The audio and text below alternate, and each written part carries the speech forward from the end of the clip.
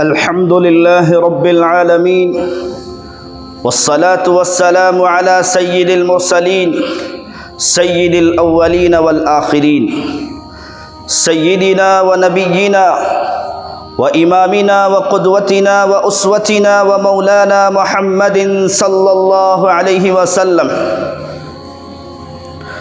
محترم حاضرین و سامعین، السلام علیکم ورحمۃ اللہ وبرکاتہ. امید کہ آپ تمام حضرات بخیر و عافیت سے ہوں گے. اللہ تعالیٰ آپ تمام کو خوش رکھے، آباد رکھے. مذہب اسلام میں عقیدہ توحید کو بڑی اہمیت حاصل ہے. عقیدہ توحید کیا ہے؟ عقیدہ توحید یہ ہے کہ اللہ رب العزت کو تنہا معبود برحق مانا جائے، اسی کو اپنا حاکم، اسی کو اپنا رازق، اسی کو اپنا مسجود مانا جائے، اسی کو حاجت روا تسلیم کیا جائے، اسی سے نفع و نقصان کی، فتح و کامیابی کی، شکست و ناکامی کے متعلق یقین رکھا جائے. اسی کا نام عقیدہ توحید ہے. عقیدہ توحید مذہب اسلام میں ایک بنیاد اور فاؤنڈیشن کی حیثیت رکھتا ہے. نبی کریم صلی اللہ علیہ وسلم نے ایک جگہ یہ بات ارشاد فرمائی، بنی الاسلام علی خمس، شہادت ان لا الہ الا اللہ واقام الصلاۃ وایتاء الزکاۃ وصوم رمضان والحج، کہ اسلام کی بنیاد 5 چیزوں پر، 5 ستونوں پر، 5 پلروں پر رکھی گئی ہے. مذہب اسلام کو اس حدیث پاک میں ایک عمارت سے، ایک بلڈنگ سے تشبیہ دی گئی ہے. مذہب اسلام کی اس عمارت کا سب سے بنیادی ستون، سب سے بنیادی پلر جس کے اوپر مذہب اسلام کی عمارت قائم ہے، وہ عقیدہ توحید ہے. وہ اس بات کی گواہی دینا ہے کہ اللہ کے سوا کوئی معبود نہیں، اللہ کے سوا کوئی مسجود نہیں، اللہ کے سوا کوئی حاکم نہیں، اللہ کے سوا کوئی رازق نہیں، اللہ کے سوا کوئی نفع و نقصان کا مالک نہیں، اللہ کے سوا کوئی بچے دینے والا نہیں، اللہ کے سوا کوئی فیوچر سے متعلق ہمارے فیصلے کرنے والا نہیں. اس بات کی گواہی دینا یہ عقیدہ توحید ہے. اور اسی طرح سے اس بات کی گواہی دینا کہ ہم سب کا رہبر، ہم سب کا رہنما، ہم سب کے لیے آئیڈیل، ہم سب کے لیے نمونہ، ہم سب کے نبی حضرت محمد الرسول اللہ صلی اللہ علیہ وسلم ہے. اسی کو اپنا رسول ماننا، انہی کو اللہ تعالیٰ کا سب سے برگزیدہ تسلیم کرنا، یہ عقیدہ توحید ہے. مگر افسوس، آج عقیدہ توحید کو کمزور کرنے کی، آج عقیدہ توحید کو برباد کرنے کی، آج عقیدہ توحید کو بگاڑنے کی بہت ساری چیزیں، بہت سارے کام آج ہم مسلم معاشرے میں دیکھتے ہیں. آج ہمارے بہت سارے مسلمان بھائی بہنیں، جوان بوڑھے بچے بہت سارے ایسے کاموں میں ملوث ہیں جو کام سراسر توحید کے خلاف ہیں، جس کو شرک کہا جاتا ہے. آج ہم مسلم معاشرے میں دیکھتے ہیں کہ ہم مسلمانوں کی ایک بڑی تعداد اولیاء کرام، بزرگان دین کے قبروں پر جا کر، ان کے مزاروں پر جا کر جو بدعات، جو خرافات، جو شرکیہ اعمال کر رہی ہیں، یہ سب کام کھلے ہوئے شرک ہیں. قبروں پر جا کر سجدے کرنا، قبر والوں سے نفع نقصان کی امیدیں رکھنا، ان سے منتیں مانگنا، ان کے سامنے اپنی ضرورت کا سوال کرنا، یہ کھلا ہوا شرک ہے. اللہ تبارک و تعالیٰ نے قرآن پاک کی سینکڑوں آیات میں یہ بات ارشاد فرمائی ہے کہ اللہ کے سوا کوئی حاجت روا نہیں، اللہ کے سوا کوئی نفع نقصان کے فیصلے کرنے والا نہیں۔ اگر کسی بندے کو، اگر کسی مومن کو، اگر کسی مسلمان کو کوئی حاجت، کوئی ضرورت، کوئی پریشانی، کوئی مسئلہ پیش آئے، وہ اس مسئلے کا حل اللہ سے تلاش کرے۔ اللہ تبارک و تعالیٰ نے قرآن پاک میں یہ بات ارشاد فرمائی، وَقَالَ رَبُّكُمُ ادْعُونِي أَسْتَجِبْ لَكُمْ، کہا تمہارے پالنہار نے کہ جب کبھی تمہیں پکارنے کی ضرورت پڑے، جب کبھی تمہیں کسی حاجت اور ضرورت کو مانگنا پڑے، مجھ سے مانگو، مجھے پکارو، میں تمہاری پکار کو قبول کروں گا۔ ان الذین یستکبرون عن عبادتی سیدخلون جہنم داخرین، اور جو اللہ کے علاوہ کسی اور کو پکارتے ہیں، جو اللہ کے علاوہ کسی اور کی عبادت کرتے ہیں، کسی اور کی غلامی کرتے ہیں، کسی اور سے نفع و نقصان کی امید کرتے ہیں، ایسے لوگ متکبر ہیں، ایسے لوگ اللہ تعالیٰ کی خدائی سے اعراض کرنے والے ہیں، اور ایسے لوگوں کو اللہ تعالیٰ ذلیل و خوار بنا کر جہنم میں داخل کرے گا۔ اور مزاروں پر جا کر ان کی مزار کو سجدہ کرنا، ان سے نفع و نقصان کی امید رکھنا، ان کے سامنے مٹھائیاں اور دوسرے چڑھاوے چڑھانا، یہ کھلا ہوا شرک ہے۔ اور شرک کے متعلق سینکڑوں آیات قرآن پاک ہیں، جس قرآن پاک میں موجود ہیں، جس کی بخشش ہرگز نہیں ہو سکتی۔ اللہ تبارک و تعالیٰ نے ایک جگہ یہ بات ارشاد فرمائی، ان اللہ لا یغفر ان یشرک بہ ویغفر ما دون ذلک لمن یشاء، یقیناً اللہ تبارک و تعالیٰ شرک کو معاف نہیں کرتا، اور شرک کے علاوہ جتنے بھی گناہ ہیں وہ معاف کرتا ہے۔ اور ایک جگہ حضور صلی اللہ علیہ وسلم کو مخاطب کر کے پوری انسانیت کو، پورے مسلمانوں کو اس بات کا حکم دیا گیا ہے، لَإِنْ أَشْرَكْتَ لَيَحْبَطَنَّ عَمَلُكَ وَلَتَكُونَنَّ مِنَ الْخَاسِرِينَ۔ اے نبی پاک علیہ الصلاۃ والسلام، اگر آپ کی ذات بابرکت سے بھی شرک ہو جائے تو آپ کے سارے اعمال حبط یعنی ضائع ہو جائیں گے، اور آپ نقصان اٹھانے والوں میں سے ہو جائیں گے۔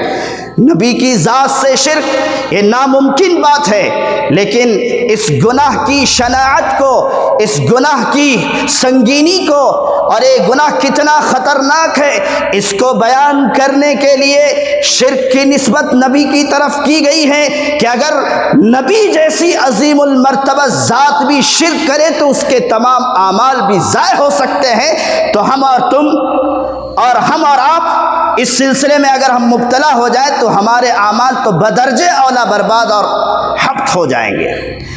اسی لیے میرے بھائیوں، یاد رکھو، دنیا میں کوئی کتنا ہی فضیلت والا کیوں نہ ہو، کتنی ہی عظمتوں والا، کتنی ہی بلندیوں والا کیوں نہ ہو، اس کے آگے جھکنا جائز نہیں ہے، اس سے نفع نقصان کی امید رکھنا جائز نہیں ہے، حرام ہے۔ میں آپ سے پوچھتا ہوں، کیا کوئی ولی، کیا کوئی امام، کیا کوئی شہید، کیا کوئی صحابی نبی کے برابر ہو سکتا ہے؟ ہرگز نہیں ہو سکتا۔ نبی کے برابر تو کیا، نبی کے پاؤں کی دھول کا مقابلہ بھی وہ نہیں کر سکتے۔ لیکن قربان جائیے حضرت محمد الرسول اللہ صلی اللہ علیہ وسلم پر، لاکھوں کروڑوں درود و سلام ہو آپ کی قبر اطہر پر۔ آپ سارے نبیوں کے سردار ہیں، آپ کے طفیل اللہ تعالیٰ نے اس پوری دنیا کو وجود بخشا۔ اس نبی آخر الزمانے، اس نبی اکرم صلی اللہ علیہ وسلم نے اپنی امت سے فرمایا کہ اگر میں اس دنیا سے وفات پا جاؤں، اگر میں اس دنیا سے انتقال کر جاؤں، پردہ فرما جاؤں، تو میری قبر پر اگر تمہارا گزر ہو تو تمہیں یہ جائز نہیں ہے کہ تم میری قبر پر سجدہ کرو۔ ایک حدیث میں حضرت قیس بن سعد رضی اللہ عنہ کی روایت ہے، فرمایا حضرت قیس بن سعد رضی اللہ عنہ اتیت الحیرہ فرأیتهم یسجدون لمرزبان لهم فقلت لرسول اللہ صلی اللہ علیہ وسلم احق ان یسجد له فأتیت رسول اللہ صلی اللہ علیہ وسلم فقلت اتیت الحیرہ فرأیتهم یسجدون لمرزبان لهم فأنت احق ان یسجد لك فقال ارأیت لو مررت بقبری اکنت تسجد له فقلت لا فقال لا تفعلوا۔ حضرت قیس بن سعد رضی اللہ عنہ کی روایت ہے جس کو حضرت امام ابو داؤد رحمہ اللہ نے اپنی سنن میں نقل کیا ہے۔ فرمایا کہ میں ایک دن کوفہ میں حرا والوں کے پاس گیا، مقام حرا میں گیا، تو میں نے دیکھا کہ وہاں کے لوگ اپنے چودھری کو، اپنے لیڈر کو، اپنے چیئرمین کو، اپنے مکھیا کو سجدہ کر رہے ہیں، اس کے آگے جھک رہے ہیں۔ تو میں نے اپنے جی میں کہا کہ ہم سب کے نبی تاجدار کونین احمد مجتبی محمد مصطفیٰ صلی اللہ علیہ وسلم کی ذات بابرکت تو اس کی سب سے زیادہ حقدار ہے۔ تو میں سیدھے نبی اکرم صلی اللہ علیہ وسلم کی خدمت اقدس میں پہنچا اور جا کر میں نے کہا کہ اللہ کے نبی علیہ الصلاۃ والسلام، میں کوفہ میں مقام حرا کے پاس پہنچا تو میں نے وہاں کے باشندوں کو، وہاں کے رہنے والوں کو دیکھا کہ وہ اپنے مکھیا کو، اپنے چودھری کو، اپنے چیئرمین کو، اپنے گاؤں کے بڑے کو سجدہ کرتے ہیں، اس کے سامنے جھکتے ہیں۔ حضور صلی اللہ علیہ وسلم نے حضرت قیس بن سعد رضی اللہ عنہ سے فرمایا ارأیت لو مررت بقبری، اے سعد تمہارا کیا خیال ہے اگر میں اس دنیا سے وفات فرمایا جاؤں، اگر میرا اس دنیا سے انتقال ہو جائے اور مجھے قبر میں دفنایا جائے اور تمہارا گزر میری قبر کے پاس سے ہو، میری روض اقدس کے پاس سے ہو، تو کیا تم سجدہ کرو گے؟ حضرت قیس بن سعد رضی اللہ تعالیٰ عنہ نے فرمایا لا، نہیں اللہ کے رسول صلی اللہ علیہ وسلم، آپ نے کبھی ہمیں اس بات کا حکم نہیں دیا۔ اس کے بعد اللہ کے رسول نے فرمایا لا تفعلوا، کرنا بھی نہیں۔ سبحان اللہ، جس نبی آخر الزمان صلی اللہ علیہ وسلم کا احسان پوری انسانیت پر ہے، پوری امت پر ہے، اس نبی نے اپنی ذات کے لیے سجدے کو جائز نہیں فرمایا تو ولیوں پر، قطبوں پر، ابدالوں پر اور بزرگان دین کے لیے سجدے تعظیمی کیسے جائز ہو سکتا ہے؟ آج سجدے تعظیمی کے ذریعے سے لوگوں کو بہکایا جاتا ہے، کہا جاتا ہے کہ ہم ولیوں کو جو سجدہ کرتے ہیں وہ نماز والا سجدہ نہیں ہوتا ہے، اگر کوئی شخص نماز والا ولیوں کے دربار میں سجدہ کرے گا وہ سیدھے اسلام سے خارج ہو جائے گا۔ اسی لیے میرے بھائیوں، سجدے تعظیمی کسی کے لیے جائز نہیں ہے۔ اس کے بعد اللہ کے نبی علیہ الصلاۃ والسلام نے اسی حدیث کے اخیر میں یہ بات ارشاد فرمائی لو كنت آمر احدا ان يسجد لاحد لامرت النساء ان يسجدن لازواجهن، کہ اگر میں کسی کو دنیا میں سجدہ تعظیمی کا حکم دیتا، سجدہ تکریمی کا حکم دیتا، تو میں بیویوں کو حکم دیتا کہ وہ اپنے شوہروں کو سجدہ کرے، لیکن اسلام اس کی بھی اجازت نہیں دیتا۔ اس حدیث سے دو دو چار کی طرح یہ بات واضح ہو گئی کہ جب نبی کو سجدہ تعظیمی جائز نہیں تو پھر دنیا کی کسی ذات کو سجدہ تعظیمی کرنا حرام ہے۔ اور قرآن پاک کی بے شمار ایسی آیات ہیں جو اس بات پر دلالت کرتی ہیں کہ مخلوق کو سجدہ جائز نہیں ہے۔ اللہ تبارک و تعالیٰ نے قرآن میں فرمایا لا تسجدوا للشمس ولا للقمر واسجدوا للہ الذی خلقہن، سورج کو سجدہ مت کرو، چاند کو سجدہ مت کرو، بلکہ اس اللہ کو سجدہ کرو جس نے ان تمام چیزوں کو پیدا کیا ہے۔ اور اسی طرح سے ایک اور جگہ اللہ نے فرمایا یا ایھا الناس انتم الفقراء، اے انسانوں تم سب کے سب محتاج ہو، اللہ کے در کے بھکاری ہو، واللہ الغنی، اللہ کی ذات بے نیاز ہے۔ اس آیت سے 2-2-4 کی طرح یہ بات واضح ہے، الناس میں تمام اولیاء بھی شامل ہیں، تمام بزرگان دین بھی آ گئے، تمام انبیاء بھی آ گئے، تمام رسول بھی آ گئے، سب اللہ کے در کے محتاج ہیں۔ اور جو محتاج ہے وہ دوسروں کی محتاجی کو کیا دور کر سکے گا؟ اسی طرح سے ایک اور آیت اللہ تبارک و تعالیٰ نے ایک اور جگہ بات ارشاد فرمائی یا ایھا الناس ضرب مثل فاستمعوا لہ، اے لوگو ایک مثال پیش کی جا رہی ہے، کان لگا کر بغور سننا۔ انما تدعون من دون ان الذین تدعون من دون اللہ، کہ جو لوگ اللہ کے علاوہ دوسروں کو پکارتے ہیں، دوسروں سے حاجتیں مانگتے ہیں، منتیں مانگتے ہیں، لن يخلقوا ذبابا ولو اجتمعوا لہ، کہ جن لوگوں کو ہم اللہ کے علاوہ پکارتے ہیں، جن لوگوں کو ہم اللہ کے علاوہ اپنا حاجت روا مانتے ہیں، ان لوگوں میں اتنی طاقت بھی نہیں کہ وہ ایک مکھی بھی پیدا کر سکیں۔ اور آگے فرمایا وَإِن يَسْلُبْهُمُ الذُّبَابُ شَيْئًا لَا يَسْتَنقِذُوهُ مِنْهُ، مکھی کا پیدا کرنا تو درکنار، اگر یہ مکھی ان کا کوئی سامان، ان کی کوئی غذا اپنے پروں میں لے کر اڑ جائے، وہ اس چیز کو بھی واپس نہیں لا سکتے، تو وہ مکھی کو پیدا کیسے کر سکتے ہیں؟ اسی لیے اللہ نے فرمایا ضعف الطالب والمطلوب، جس سے مانگا جا رہا ہے وہ بھی کمزور اور نکما ہے، اور جو مانگ رہا ہے وہ بھی کمزور اور عاجز ہے۔